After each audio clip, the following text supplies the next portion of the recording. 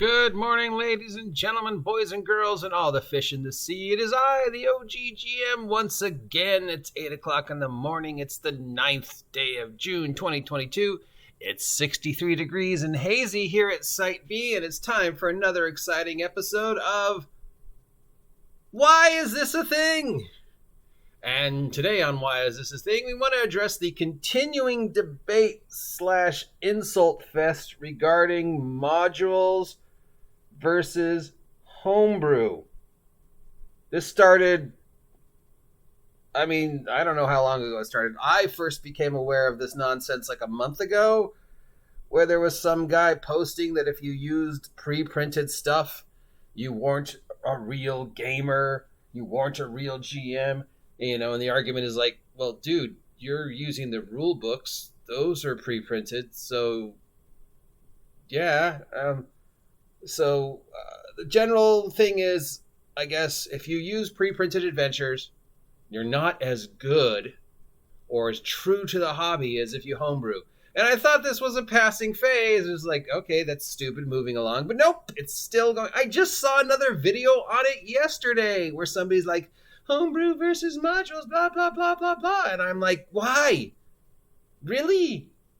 We've reached that level of pettiness and desperateness to attack each other that now if we play one way or another, if we use modules, we're bad. If we don't use modules, we're bad. If we homebrew, we're bad. If we don't homebrew, we're bad. Jesus Christ. We're just eating ourselves over the stupidest thing. I mean, could you imagine Dungeons & Dragons without Keep of the Borderlands? Or Ravenloft, or Tomb of Horrors? Could you imagine Villains and Vigilantes without Crisis at Crusader Citadel? Could you imagine Traveler without the Free Trader Beowulf? Could you imagine Champions without Day of Dr. Destroyer? Just the list goes on and on and on. Pharaoh, one of the greatest things ever written for gaming. Jesus. City State of the Invincible Overlord. Oh my God, so many great modules have been written for the hobby. And so many great homebrews have been written for the hobby. And the answer is both. You can use both. You can take a module, use the module as the framework, and then homebrew the fuck out of that module. You could write homebrew stuff and then try and get it published, and then it becomes a module. I mean, every module out there was a home-brewed adventure at some point in time, including the very first Palace of the Vampire Queen. I mean, could you imagine Dungeons & Dragons without Palace of the Vampire Queen? I mean, dear God.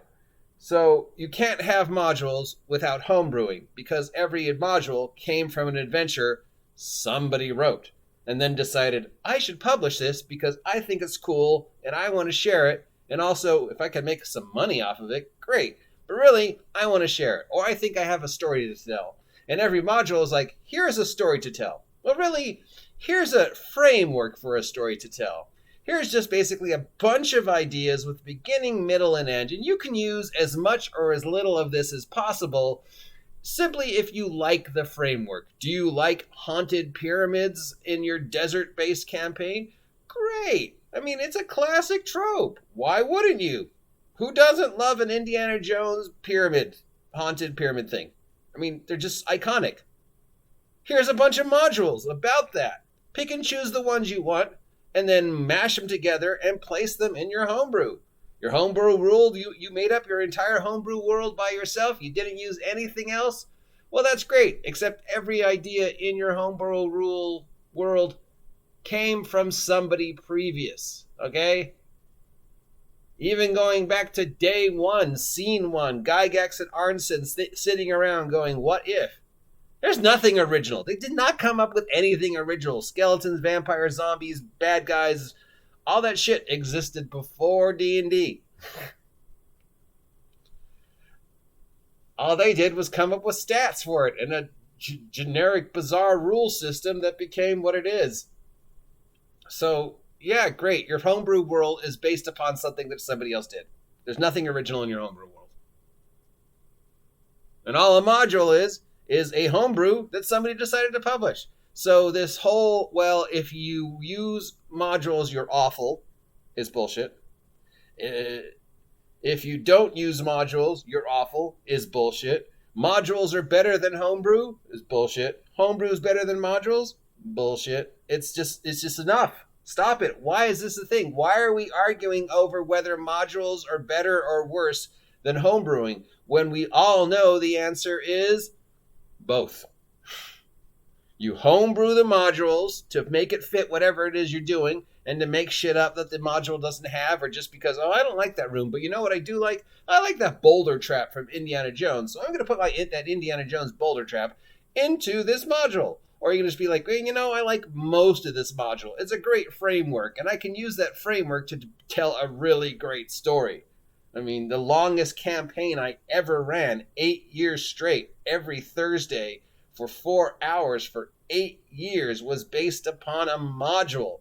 And of that module, they only ever actually finished like 3/4 of it. The rest of it was just making stuff up, seeing, and then responding to what they were doing. And if what they were doing fit a different adventure that was published, great. I was able to fit it in, or at least pieces of it in, but I was still using a pre-generated world. And from that pre-generated world, I was taking stuff to create a homebrew, and vice versa. So the answer is homebrew versus modules, both.